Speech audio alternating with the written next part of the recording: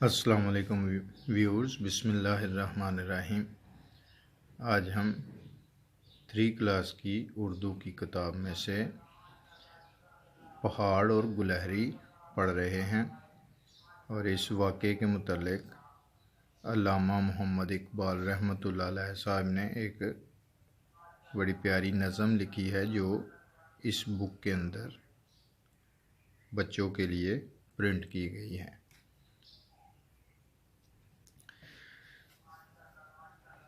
इस नज़म के ये अशार हम पढ़ते हैं। कोई पहाड़ ये कहता था एक गुलहरी से, तुझे हो शर्म तो पानी में जाके डूब मरे। तेरी बिसात है क्या मेरी शान के आगे, ज़मीन है पस्त मेरी आन बान के आगे। जो बात मुझ में है तुझको वो है नसीब कहाँ, भला पहाड़ कहाँ जानवर गरीब कहाँ। कहा ये सुन के गुलहरी ने मुँह संभाल ज़रा, ये कच्ची। कहा ये सुन के गुलहरी ने मुँह संभाल ज़रा, ये कच्ची बातें हैं दिल से इन्हें निकाल ज़रा। जो मैं बड़ी नहीं तेरी तरह तो क्या परवाह, नहीं है तू भी तो आखिर मेरी तरह छोटा।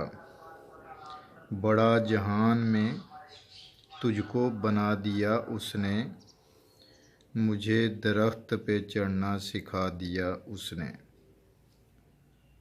जो तू बड़ा है तो मुझसा हुनर दिखा मुझको, ये चालियाँ ही ज़रा तोड़ कर दिखा मुझको।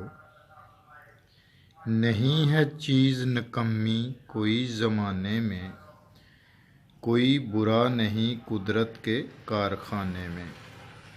तो इस नज़म से हमें ये सबक मिलता है कि कोई भी बड़ा नहीं और कोई भी छोटा नहीं। अल्लाह ताला ने हर एक को उसकी अहमियत इस ज़माने में मौजूद है, तो किसी को बुरा नहीं कहना चाहिए उसके छोटे या बड़े होने से, ताकतवर या कमज़ोर होने से। इन बातों को मेंशन नहीं करना चाहिए। इंशाअल्लाह ताला नेक्स्ट वीडियो में मिलेंगे नेक्स्ट सबक के साथ। अपना ख्याल रखिएगा। अल्लाह हाफिज़।